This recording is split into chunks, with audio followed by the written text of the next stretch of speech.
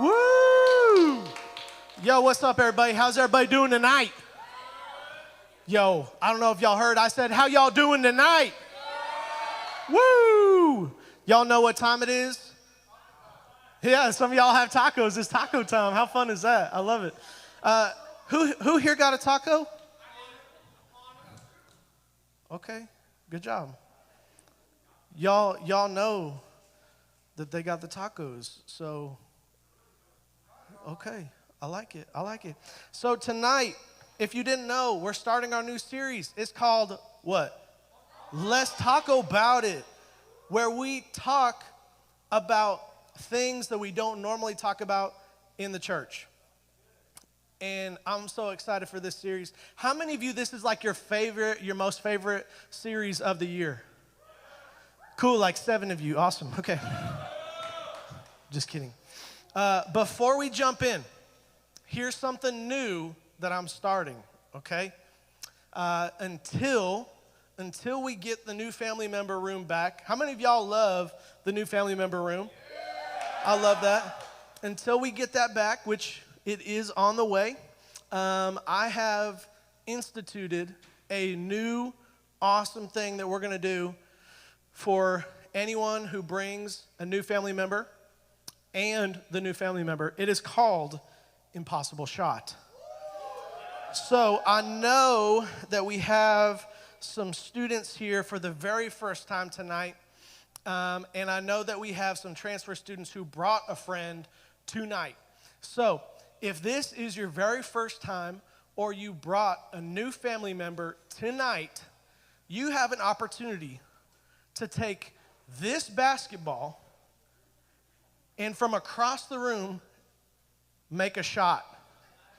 If you make the shot, you will win a $100 gift card. And this isn't church money, okay? This isn't church money. This is my money. Liz is like, what? What? You said what? You offered them what? That's how you know this is real. You heard my wife. So, it's just a $100 gift card. That's all it is.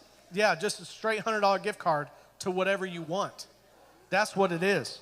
So, if this is your first time here, or you brought someone, I need you to meet me in this zone right over here. Was that you practicing your shot? Can you please stand up? Everyone watch Liz. Liz, please stand up. Do you see that? You see that form? Okay. So Connor's over there. He's gonna kind of catch everything. So if you brought someone or this is your first time, right here, this line right here. This line right here. Y'all see that hoop over there? You gotta make it. Can you tell us your name? Sarah. Sarah. Okay, everybody give it up for Sarah. Sarah's about to make this happen. All right, Sarah, for a $100 gift card. You can throw it. You don't have to, like, shoot it. You can throw it. Oh, so close. All right, good try. Everyone, give it up for Sarah. Okay, what's your name? Lainey. Can I run? Lainey? Yeah, as long as you shoot from behind this line. Whoa, this is a new form. Everyone give it up for Lainey. Make some noise. Oh! All right, now everybody give it up for Haley. This is Haley. I believe in you, Haley. Oh!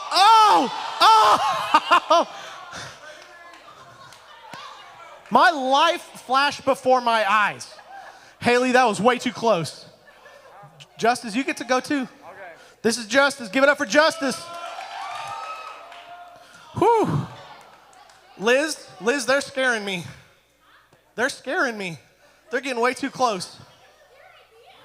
I know it was my idea. Oh gosh. Hey, that was a good pass. Who else is left? We got a few more. Here's the deal. She's gonna run away if I let go of her. Okay. Remind us your name. Remind us your name before you shoot. I'm Sophie. Take the shot. Oh.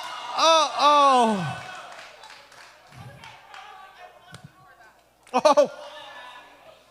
Butterfingers. Okay, last one. Last one, give it up for Kayla. Last one, everybody make some noise. Oh. Huh?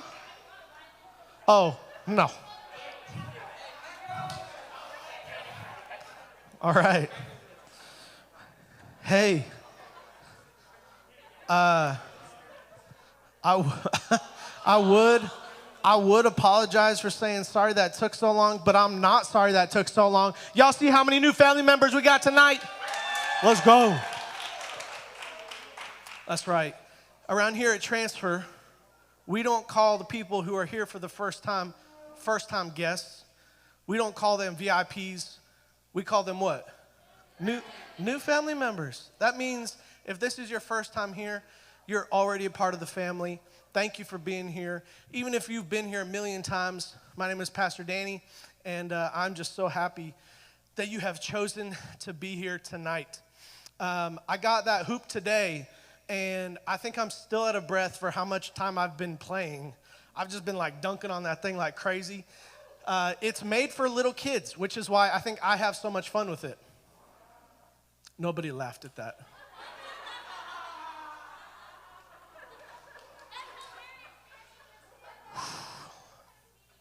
Jesus, please help me. Jesus, please help me. They're not laughing at my jokes tonight. Oh, man.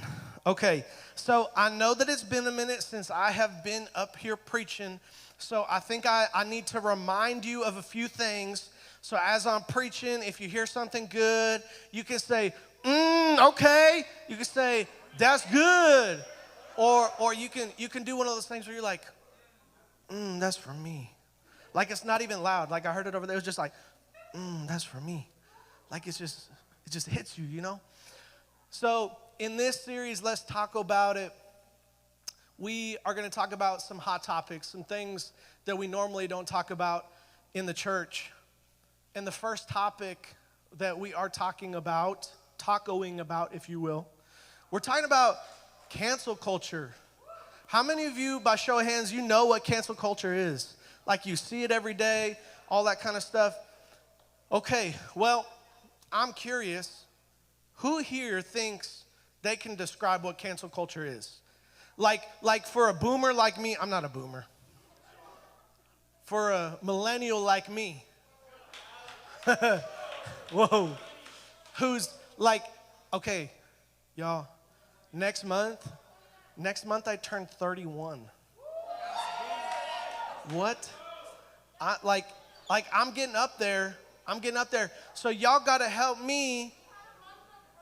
Y'all gotta help me understand. So by show of hands, who here thinks they could describe what cancel culture is? Like, what's cancel culture? Harley, will you come over here real quick? I'm putting you on the spot. Give it up for Harley. Harley, tell us, what is cancel culture? Cancel culture is when somebody publicly says something that the rest of culture disagrees with, and then no longer are they counted in the public conversation. So their opinion doesn't matter anymore, and their reputation is ruined because of one comment. So that one comment, and then we cancel them. Yeah, okay. Nick, did you want to add anything to that? Or Connor? You want to add anything to that? Well, that was pretty good, right? Oh, but not good enough. Here comes Nick. Give it up for Nick. Oh, do you have a definition? Oh. It's my definition. Cancel culture is a modern form of ostracism in which someone is thrust out of society or professional circles, whether it be online, on social media, or in person. Whoa. If Nick was wearing glasses while he was saying that, he would finish and then he would go and put the glasses up on his face because he just took us to school. So basically what I have learned from you guys right here, cancel culture is when you say something, you do something, and did you guys notice I didn't say things. I didn't say multiple of a thing. I said you do one thing. You say one thing. And then all of the sudden, you, your business, your reputation, your relationships, friendships, all that, canceled. Done. Like, it is over. Does anybody have an example? Like, an example of cancel culture? Like, where have you seen it in everyday life? Connor.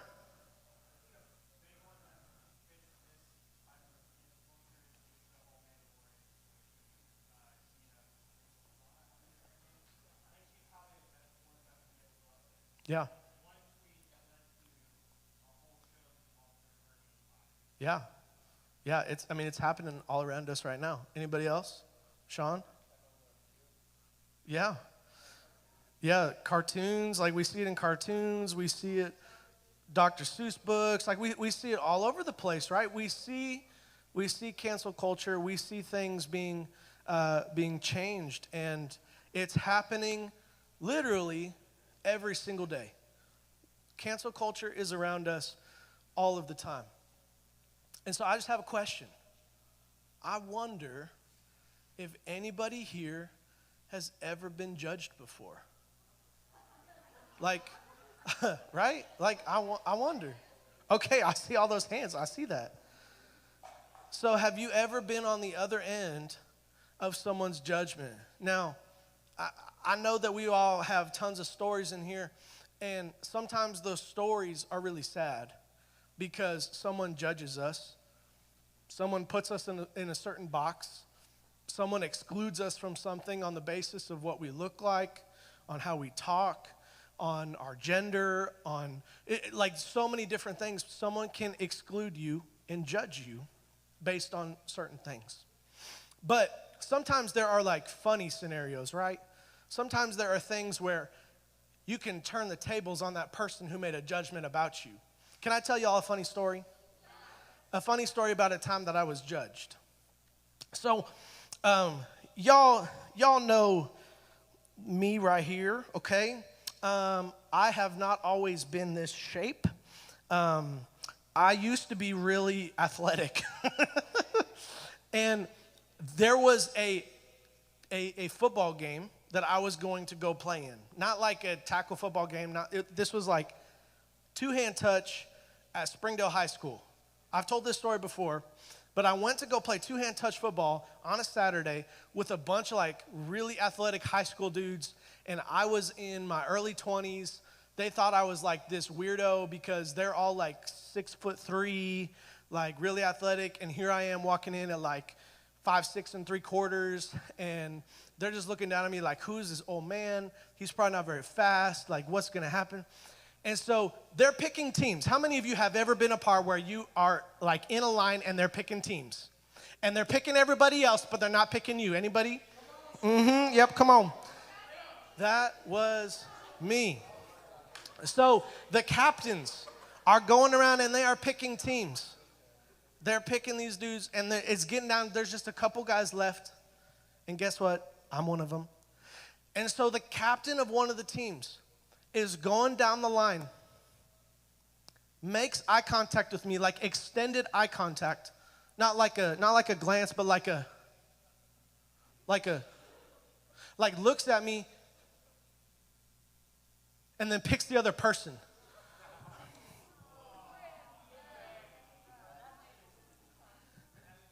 And so I looked to my friend who invited me to come play football. And I said, Jeff? Why is that funny? Y'all laugh at Jeff, but you didn't laugh at my joke earlier. I said, Jeff? He looked me in my eyes, bro. He looked me in my eyes. So you know who was supposed to cover me all game long? That dude who looked me in the eyes. He looked me in the eyes, and every time I'd line up against him, I said, Jeff, he looked me in the eyes, bro. He looked me in the eyes. And you know how, like, when you're in elementary school, any of you who, like, play football on the playground, you come in, like, I just ran for, like, 450 yards, 17 touchdowns, caught 7 interceptions, and hit a home run. I don't know how a home run got in there because this is football, but I did it. That was me that game. I scored, like, 8 touchdowns on this dude.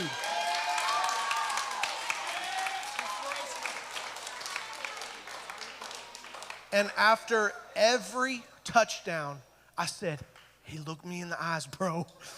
He looked me in the eyes. Now, I know that that is a funny story, but I know that so many of you in here have experienced judgment and have experienced exclusion, have experienced almost borderline cancel culture because of something that's happened in your life. I know it for a fact, and that is not funny. And I also know that so many Christians in this world, we see it online, we see it in real life, we see it all the time. We see Christians who are more vocal about what they are against than what they are for. We have so many Christians around us, and I'm not saying like Christians, I'm saying I'm in this too, like this is for me, who are more vocal about what they are against than what they are for. So like as Christians, we're like, no, like cancel culture is terrible. Like let's never participate in cancel culture. Culture is terrible. But then in the same breath, we're like, no, never watch Harry Potter. Like that was my parents. That was my parents. They were like, you could never watch Harry Potter. But like, I know that it happens. I know that it's real life. I know that as Christians, so many times we are more vocal about things that we are against than about things that we are for. Here's a question. How can we overcome judgment in our lives towards others? It's something that we all struggle with. But I believe that Jesus has a great reminder for all of us to help us as we avoid judging others. So if you're taking notes tonight, you can just title this message, Cancel Culture. I hope that you're taking notes. Around here at Transfer, we say what? We say that note takers are history makers. So I hope you're taking notes tonight. If you are, the first scripture that we're looking at is found in James chapter 2, verse 13. It's real short. I'm not going to make you stand up for this one. But it says this, there will be no mercy for those who have not shown mercy to others. But if you have been merciful, God will be merciful when he judges you. Another version says this. Another version says, mercy triumphs over judgment. This goes completely against cancel culture. Because cancel culture wants you to deny all mercy, to deny all forgiveness, to deny all grace. Cancel culture wants you to be done. But God says there will be no mercy for those who have not shown mercy to others. But if you have been merciful, God will be merciful when he judges you. God delights in mercy over judgment. If this is a math problem, mercy is over judgment. The measure that we judge others, will be placed on us. How often do we judge other people? How often do judgmental things come out of our mouths? Because the scriptures are clear. How we judge others is how we will be judged. So what does this mean for us today? We're going to look at another passage of scripture. This one's a little bit longer, and we actually looked at it a few weeks ago. But it's an example in the life of Jesus where there was an opportunity to have someone canceled. And by canceled, I mean killed. There was an opportunity for someone to be killed, someone to be canceled because of something that they did. And let's look and see how Jesus responds to it. So the scripture that we're reading from is found